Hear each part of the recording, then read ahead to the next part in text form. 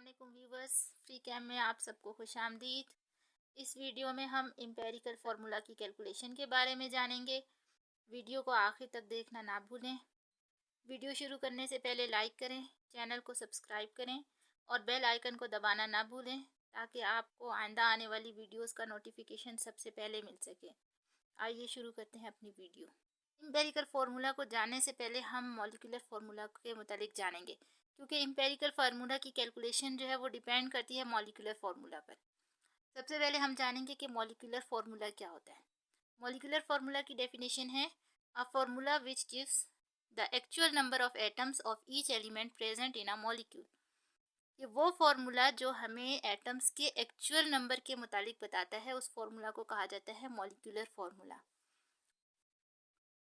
It shows the types of elements present in that atom, कि ये उस element के टाइप्स के बारे में बताता है। टाइप्स के बारे में किस तरह से बताता है, यानी ये बताता है कि एक कंपाउंड के अंदर जो एलिमेंट्स मौजूद हैं, उस कंपाउंड के अंदर जो जो भी एलिमेंट्स मौजूद हैं वो कौन कौन से एलिमेंट्स हैं। जैसे अगर हम फर्ज करो कार्बन डाइऑक्साइड के मुतालिक बात करते हैं, तो मॉलिक्यूलर फार्मूला हमें बताता है कि उन कंपाउंड्स के अंदर जो है वो कौन कौन से एटम्स मौजूद हैं। जैसे कार्बन डाइऑक्साइड को अगर हम देखें तो ये CO2 इसका फॉर्मूला होता है, और ये इसके मुतालिक बताता है कि कार्बन इसके अंदर मौजूद है और दो मॉलिक्यूल जो है वो इसके अंदर ऑक्सीजन के मौजूद हैं।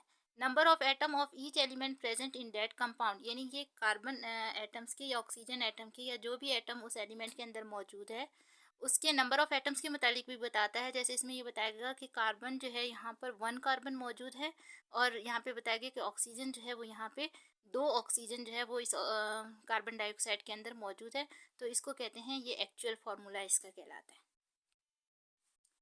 Example, molecular formula of hydrogen peroxide is H2O2। यहाँ पर आप देखें तो हाइड्रोजन परऑक्साइड का मॉलिक्यूलर फार्मूला है H2O2। अब यहाँ पर आपको दो चीज़ें मालूम हो रही हैं। एक चीज़ तो ये मालूम हो रही है कि यहाँ पर जो हाइड्रोजन परऑक्साइड है वो हाइड्रोजन से और ऑक्सीजन से मिलकर बना है। ये आपको उसके एटम्स के बारे में मालूम हो गया कि कौन कौन से एटम्स हाइड्रोजन परऑक्साइड में मौजूद हैं। और यहाँ पे ये दूसरी चीज़ इसके नंबर्स के बारे में मालूम हो रहा है कि हाइड्रोजन के यहाँ पर तादाद कितनी है, 2 हाइड्रोजन मौजूद हैं, और ऑक्सीजन कितने हैं, यहाँ पर ऑक्सीजन भी 2 ऑक्सीजन यहाँ पर मौजूद है। तो यानी इसने इस फॉर्मूले से हमें दो चीज़ें मालूम हो गई, एक तो नंबर ऑफ एटम्स के बारे में मालूम हो गया और दूसरा जो है वो टाइप्स ऑफ एटम्स के बारे में मालूम हो गया कि किस टाइप के एटम्स इसके अंदर मौजूद हैं। इसी तरह से वाटर का फॉर्मूला देखें तो H2O2 वाटर का फॉर्मूला है। इथेन देखें तो C2H6 इसका फॉर्मूला होता है, ये इसका मॉलिक्यूलर फॉर्मूला है।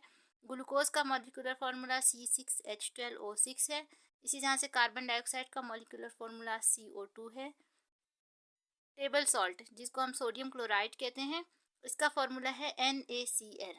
शुगर, जो कि दूसरे लफ्ज़ों में हम इसको सक्रोज कहते हैं, इसका फार्मूला है C12H22O11। ग्लूकोज का मॉलिक्यूलर फार्मूला C6H12O6 है। इसी तरह से वॉशिंग सोडा, जिसको हम सोडियम कार्बोनेट भी कहते हैं, Na2CO3, और इसके साथ 10 वाटर के मॉलिक्यूल्स भी इसके साथ शामिल होते हैं, तो ये कहलाता है सोडियम कार्बोनेट 10H2O, और इसको दूसरे लफ्ज़ों में हम वॉशिंग सोडा भी कहते हैं। वॉशिंग सोडा और बेकिंग सोडा दोनों का फार्मूला एक जैसा होता है, सिर्फ इन दोनों में डिफरेंस ये होता है कि वॉशिंग सोडा में वाटर मॉलिक्यूल मौजूद होते हैं, जबकि बेकिंग सोडा के अंदर वाटर मॉलिक्यूल मौजूद नहीं होते।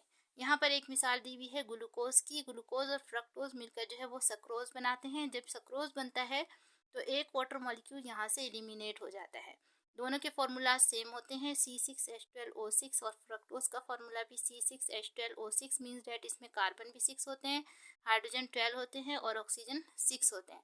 जब ये दोनों कंबाइन होते हैं तो यहाँ से 2 हाइड्रोजन कम हो जाते हैं और एक ऑक्सीजन कम हो जाता है, जिसके बाद जो हमारे पास सक्रोज बनता है उसका फॉर्मूला होता है C12, यानी उसमें 12 कार्बन होते हैं, H22 और O11 यानी 11 ऑक्सीजन इसके अंदर मौजूद होते हैं। अब होना तो यही चाहिए था कि इन दोनों की कम्बिनेशन से अगर हम देखें C6 और C6 जब दोनों कंबाइन होते हैं तो यहाँ पे 12 कार्बन बनता है। इसी तरह से जब हाइड्रोजन 12 और हाइड्रोजन 12 कंबाइन हो तो यहाँ पे हमारे पास 24 हाइड्रोजन्स आने चाहिए थे, मगर 24 हाइड्रोजन्स नहीं आते। और इसी तरह से जब ऑक्सीजन 6 और ऑक्सीजन 6 कंबाइन होते हैं तो हमारे पास यहाँ पे 12 ऑक्सीजन आनी चाहिए थे, मगर यहाँ पे 12 ऑक्सीजन नहीं आते क्योंकि यहाँ पर एक वाटर मॉलिक्यूल एलिमिनेट हो रहा है। एक वाटर मॉलिक्यूल में 2 हाइड्रोजन और 1 ऑक्सीजन होता है। तो अगर हम यहाँ से 2 हाइड्रोजन कम कर दें 24 में से और ऑक्सीजन से 1 ऑक्सीजन कम कर दें तो यहाँ पर ऑक्सीजन की तादाद 12 से 11 हो जाएगी और इसी तरह से हाइड्रोजन की तादाद 24 से 22 हो जाएगी। तो ये जो फॉर्मूला हमारे पास आया है ये सक्रोज का फॉर्मूला आया है और इसी से हमने कैलकुलेट करना है इसका एम्पेरिकल फार्मूला की डेफिनेशन है the formula which gives the simplest whole number ratio of atom in the compound. वो फार्मूला जो हमें सबसे सिंपलेस्ट रेशियो बताता है। सिंपलेस्ट रेशियो एटम्स की सिंपलेस्ट रेशियो के बारे में बताता है। किसी कंपाउंड के अंदर एक एटम सबसे सिंपलेस्ट रेशियो में किस तादाद में मौजूद है, इस फॉर्मूले को एम्पेरिकल फार्मूला कहते हैं। It gives the ratio of that element. एक तो इससे हमें ये बात मालूम होती है कि उस एलिमेंट की रेशियो के बारे में मालूम हो जाता है कि कितनी रेशियो में वो एलिमेंट्स मौजूद हैं। दूसरा, apply on both molecular and ionic compound, कि ये मॉलिक्यूलर कंपाउंड पे भी अप्लाई हो सकता है जो एम्पेरिकल फार्मूला होता है, और आयनिक कंपाउंड पे भी अप्लाई हो सकता है। मॉलिक्यूलर कंपाउंड और आयनिक कंपाउंड के बारे में तो हमें एक अलग से वीडियो बनानी पड़ेगी, लेकिन फिलहाल मैं इतना बता देती हूँ कि मॉलिक्यूलर कंपाउंड्स वो कंपाउंड्स होते हैं कि जिसमें इलेक्ट्रॉन्स की शेयरिंग होती है, और आयनिक कंपाउंड्स वो कंपाउंड्स होते हैं कि जिसमें इलेक्ट्रॉन जो है वो ट्रांसफ़र होते हैं एक एटम से दूसरे एटम की तरफ। एग्जाम्पल इसकी देखें तो ग्लूकोज फार्मूला है इसका C6H12O6, ये इसका मॉलिक्यूलर फार्मूला है जो अभी मैंने पीछे बताया था आपको। अगर हम इसका सबसे सिंपलेस्ट रेशियो देखें तो इसका सिंपलेस्ट रेशियो निकलता है 1:2:1। अब सवाल ये आता है कि ये इसका सिंपलेस्ट रेशियो जो हमने यहाँ पर निकाला है वो किस तरीके से निकाला है, या सिंपलेस्ट रेशियो आपको किस तरह से मालूम होगा। इसके लिए थोड़ी सी कैलकुलेशन करनी पड़ती है और यही एम्पिरिकल फार्मूला की कैलकुलेशन कहलाती है। इसकी कैलकुलेशन जब हम करेंगे तो सबसे पहले हमें इसके लिए चाहिए मॉलिक्यूलर फार्मूला, जो कि अभी ऊपर बता दिया कि C6H12O6 इसका मॉलिक्यूलर फार्मूला है। इम्पेरिकल फार्मूला जब भी हम किसी ऑर्गेनिक कंपाउंड का निकालते हैं तो वो तो सबसे सिंपल होता है कि हम उससे कोई एक नंबर जो है वो कॉमन ले लेते हैं, और कॉमन लेने के बाद जो रिमेनिंग नंबर्स बच जाते हैं हमारे पास वो उसका इम्पेरिकल फार्मूला कहलाता है। जैसे अगर इसमें से हम कॉमन निकालें तो कॉमन निकालने का तरीका क्या होता है। कॉमन निकालने का तरीका ये होता है कि हमें ऐसा नंबर लेना पड़ता है कि उस नंबर पे बाकी तमाम नंबर्स डिवाइड हो जाए। जैसे अगर हम इससे 6 को कॉमन निकालेंगे तो ये 6 उस 6 पर इजीली डिवाइड हो सकता है। 12 भी जो है वो 6 पर इजीली डिवाइड हो जाता है, और ये वाला 6 भी 6 पर इजीली डिवाइड हो जाएगा। यानी जो भी हम कॉमन नंबर निकालेंगे तमाम नंबर्स उस कॉमन नंबर के ऊपर इजीली डिवाइड हो जाएं, ये जो है वो कॉमन निकालने का तरीका है। तो यहाँ पर हम अगर 6 को कॉमन निकालेंगे तो कार्बन की तादाद यहाँ पर 1 रह जाएगी, हाइड्रोजन की तादाद यहाँ पर 2 रह जाएगी, और ऑक्सीजन की तादाद यहाँ पर 1 रह जाएगी। किस तरह से कि 6 को आप इस 6 से डिवाइड कर दें तो यहाँ पे 1 आ गया, 12 को आपने 6 पर डिवाइड किया तो ये 2 आ गया, और 6 को 6 पर डिवाइड करेंगे तो 1 आ जाएगा। तो इसकी जो सबसे सिंपलेस्ट रेशियो निकलेगी वो 1:2:1, यानी 1 कार्बन, 2 हाइड्रोजन एंड 1 ऑक्सीजन। अगर मज़ीद सिंपल तरीके से इसको हम करना चाहें तो इस तरह से कर सकते हैं कि इसका जो मॉलिक्यूलर फार्मूला था उससे अगर हम रेशियो निकालें तो इसकी रेशियो निकलती है 6 कार्बन, ये 12 इसके हाइड्रोजन, और 6 इसके जो है वो ऑक्सीजन हो गए। अब चूंकि हमने इसमें से कॉमन जो निकाला था वो 6 निकाला था, सो हम इस फर्स्ट वाले 6 को भी 6 से डिवाइड कर देंगे, 12 को भी 6 से डिवाइड करेंगे, और 6 को भी 6 से डिवाइड करेंगे। तो डिवीजन करने के बाद हमारे पास 6 को 1 से डिवाइड किया 1 आंसर आया, फिर 12 को डिवाइड किया तो ये 2 आंसर आ गया, इसी तरह 6 को डिवाइड किया तो 1 आंसर आ गया, और ये हमारे पास सिंपलेस्ट रेशियो निकली। ये सारा हमने ये यहाँ पर रफ वर्क करके भी हम इस तरीके से भी रेशियो निकाल सकते हैं।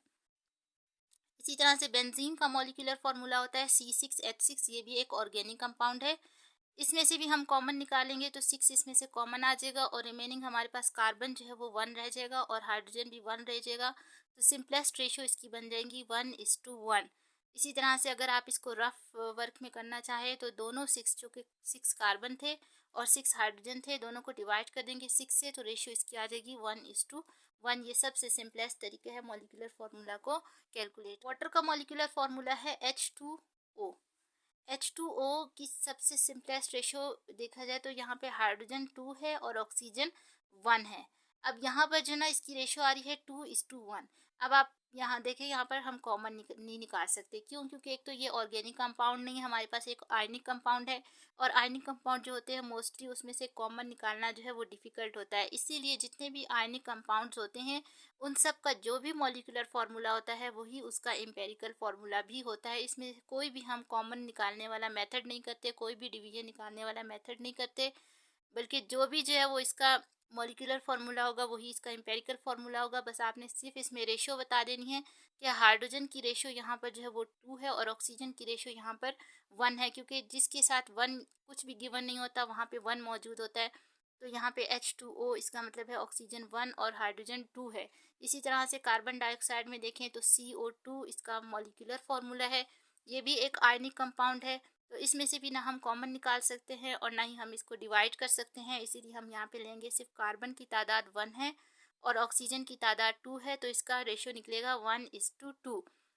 आप इसको 2:1 नहीं लिख सकते, क्योंकि अगर आपने इसको 2:1 लिख दिया तो ये वाटर के साथ मैच कर जाएगा और इसकी वजह से जो है ये आपकी रेशियो जो है वो गलत हो जाएगी। सक्रोज का फॉर्मूला देखें तो C12H22O11 सक्रोज का फॉर्मूला है, ये भी एक ऑर्गेनिक कंपाउंड है।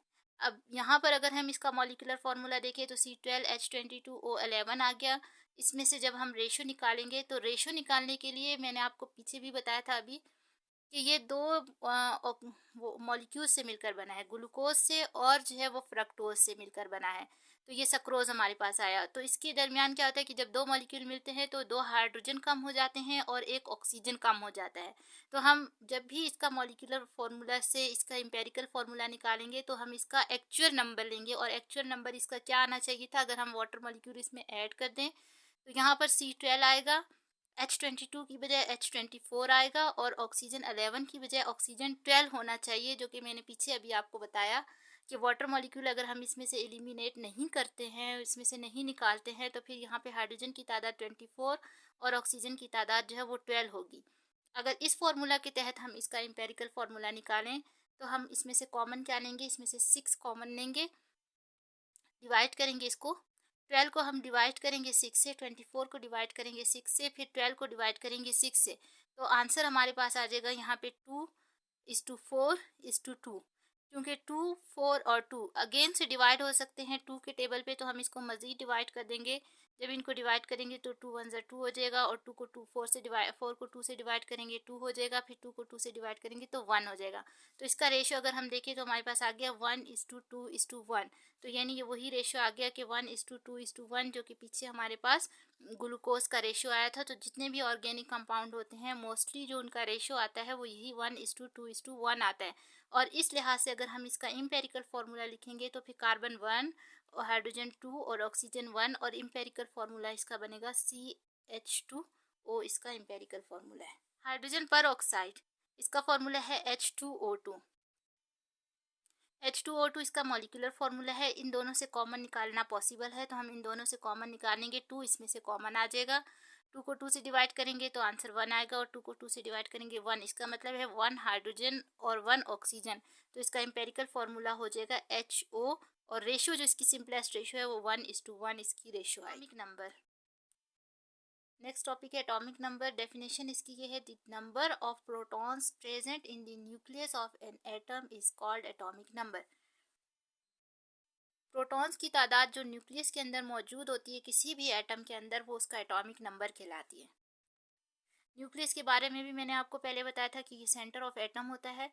सेंटर ऑफ एटम को जो है वो न्यूक्लियस कहते हैं, और सेंटर ऑफ एटम में दो चीज़ें होती थी, एक प्रोटॉन मैंने बताया था और दूसरा जो है वो न्यूट्रॉन बताया था, कि सेंटर ऑफ एटम के अंदर जो है वो प्रोटॉन्स और न्यूट्रॉन्स मौजूद होते हैं।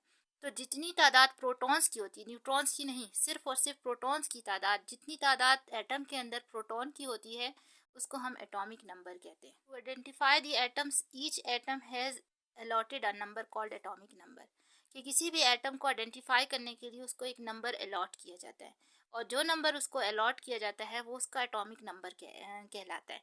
ये हम फिर जब पीरियोडिक टेबल के बारे में पढ़ेंगे तो फिर मैं उसमें बताऊंगी कि कौन से एटम को कौन सा नंबर अलॉट किया गया है और कौन से एटम का नंबर जो है वो उसका एटॉमिक नंबर कहलाता है।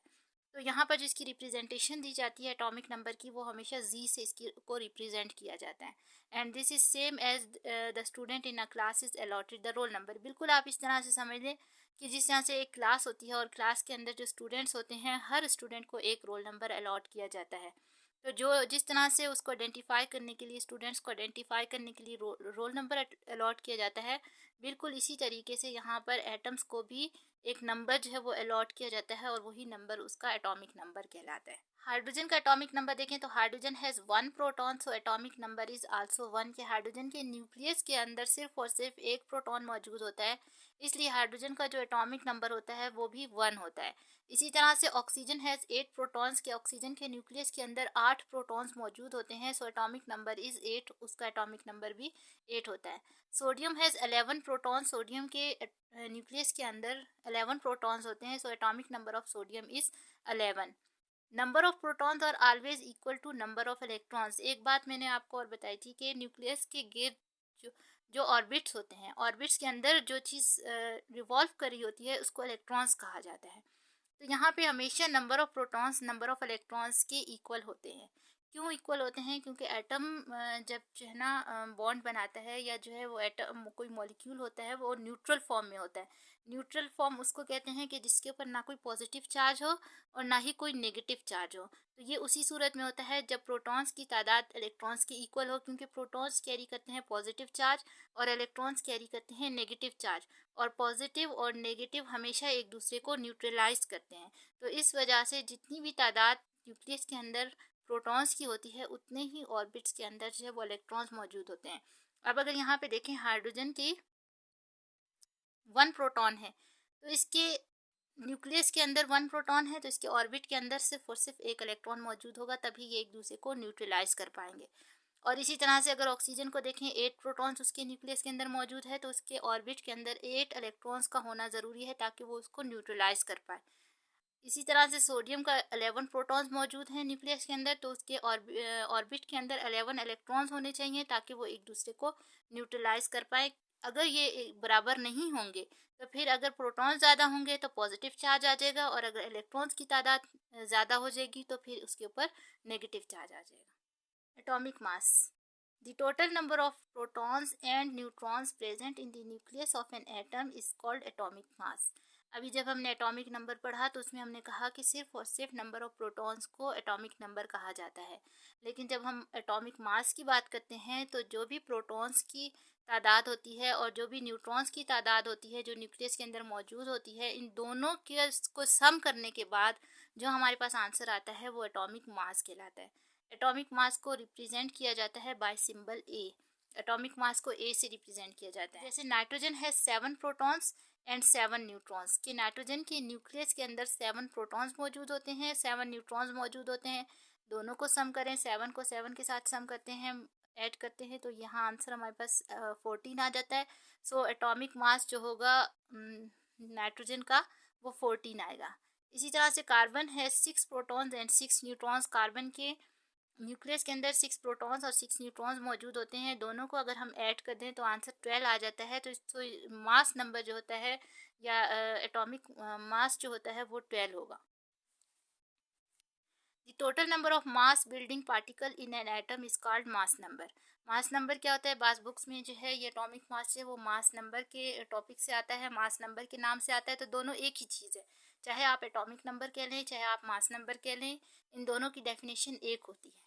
लेकिन अगर आप प्रॉपर्ली बयान करना चाहें मास नंबर को तो यूं भी बयान कर सकते हैं, इस तरह से भी हम इसको एक्सप्लेन कर सकते हैं कि वो नंबर, वो टोटल नंबर जो मास बिल्डिंग पार्टिकल्स होते हैं, यानी जिसकी वजह से मास बनता है। मास किसकी वजह से बनता है? मास न्यूक्लियस के अंदर जो चीज़ मौजूद होती है उसकी वजह से बनता है, और न्यूक्लियस के अंदर दो चीज़ें मौजूद होती हैं, प्रोटॉन्स मौजूद होते हैं और न्यूट्रॉन्स मौजूद होते हैं। इट मीन्स कि न्यूट्रॉन्स और प्रोटॉन्स को के सम होने से जो हमारे पास एक मास आता है उसको हम मास बिल्डिंग पार्टिकल्स के, ये दोनों मास बिल्डिंग पार्टिकल्स हैं कि इन दोनों की वजह से जो है वो मास क्रिएट होता है। तो इस वजह से इसको जो है वो क्या कहा जाता है? मास नंबर भी कहा जाता है। The mass building particles of an atoms are neutrons and protons. कि मास बिल्डिंग पार्टिकल्स किसी भी एटम के क्या होते हैं? न्यूट्रॉन्स और प्रोटॉन्स होते हैं जो कि न्यूक्लियस के अंदर मौजूद होते हैं। Mass of an atom has great effect upon the physical and chemical properties of atom.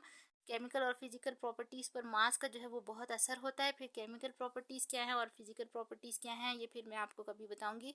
लेकिन इन जो भी केमिकल चेंजेस हो रही होती हैं, केमिकली चेंज होता है या फिजिकली चेंज होता है, उसके ऊपर जो सबसे ज़्यादा इफेक्ट होता है एटम के अंदर, वो मास की वजह से होता है कि न्यूट्रॉन्स और प्रोटॉन्स की वजह से जो है वो उसमें क्या डिफरेंस आ रहा है, उस डिफरेंस की वजह से जो है ना हमें मालूम होता है कि इसका जो है वो क्या इफ़ेक्ट हो रहा है। तो ये तो था हमारे पास empirical formula, molecular formula, atomic number और एटॉमिक मास के बारे में। नेक्स्ट वीडियो में हम जानेंगे कि केमिस्ट्री के नोट्स कैसे बनाए जाते हैं। लिहाजा तब तक के लिए अल्लाह हाफिज़।